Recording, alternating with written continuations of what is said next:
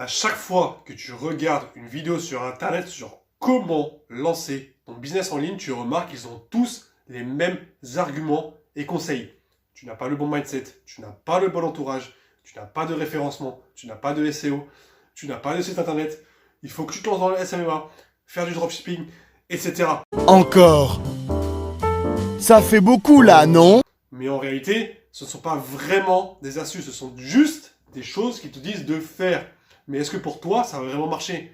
Eh bien, la réalité, c'est que non, ça ne va pas 100% marcher pour toi. Ça va marcher pour eux, mais pas forcément pour toi. Aujourd'hui, je suis là pour te donner 3 astuces sur le business en ligne. Parce que oui, moi, je vais te donner des vraies astuces. Et si tu es vraiment intéressé, reste jusqu'à la fin. Parce que la troisième, ça va être une pépite.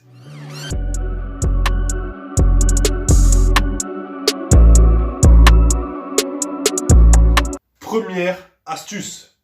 Tout le monde connaît la niche numéro 1, mais personne ne connaît la niche numéro 2. Lorsque tu es sur Internet, que quelqu'un te parle d'une niche, qu'il te vend une formation, etc., tu remarques qu'il te vend une formation uniquement sur la première niche, que ce soit SMMA, dropshipping, mindset, développer ton réseau, tout ça. Eh bien, le problème que je remarque, c'est que les gens qui se lancent en business, ou qui ont un business, se focalisent uniquement sur la première niche. Et c'est un gros problème. Mais pourquoi c'est un gros problème? Eh bien, la raison primordiale, c'est que si la niche est numéro 1, c'est qu'il y a une grande compétition dans cette niche. Donc, tu perds une très grande part de marché. Lorsque toi, tu te lances dans une niche secondaire de la première niche, tu remarques que la part de marché ne sont pas prises par beaucoup d'entreprises. Je vais te donner un exemple tout bête. En France, personne ne parle d'OFM ou d'OFA, c'est-à-dire des agences d'OnlyFans ou de management de compte OnlyFans. C'est-à-dire que des modèles OnlyFans font appel à des gens comme toi et moi pour gérer leur compte OnlyFans.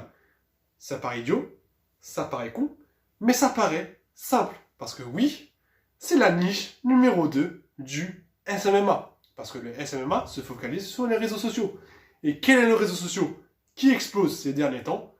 Je te donne dans le mille, c'est OnlyFans. Deuxième astuce, crée-toi une adresse mail espionne.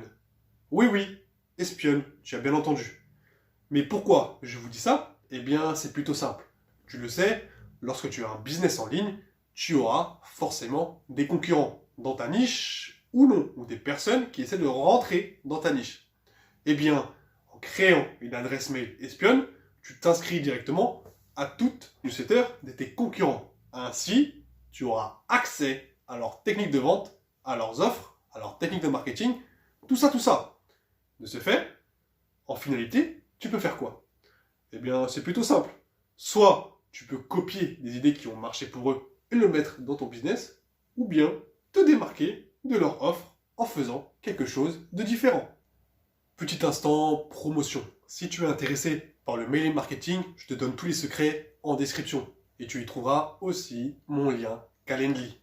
Troisième et dernière astuce. Mais en réalité, je vais pas te mentir, ça va plutôt être un conseil. Parce que oui, si j'ai vraiment un conseil à te donner, c'est de te lancer. Pourquoi je te dis ça? Eh bien, c'est plutôt simple. La plupart des gens ont peur de se lancer dans le business. Par peur d'être une fraude, par peur de ne pas être légitime, etc. Je peux le comprendre, je suis passé par là. Mais en réalité, lance-toi, tu verras, ça va te changer la vie. Je vais être clair et honnête avec toi.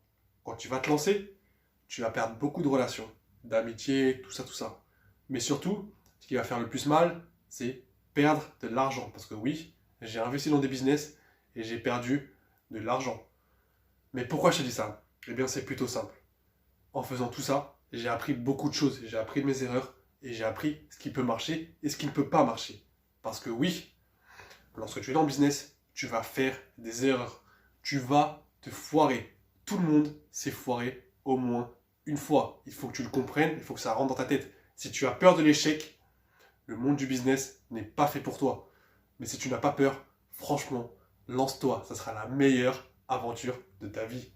On est arrivé à la fin de cette vidéo. J'avoue, c'est toujours autant un kiff de me poser devant la caméra et tourner comme ça, parler devant les heures. Bref, j'ai pas envie de te faire un speech de youtubeur classique. Je préfère utiliser la technique de l'overflow.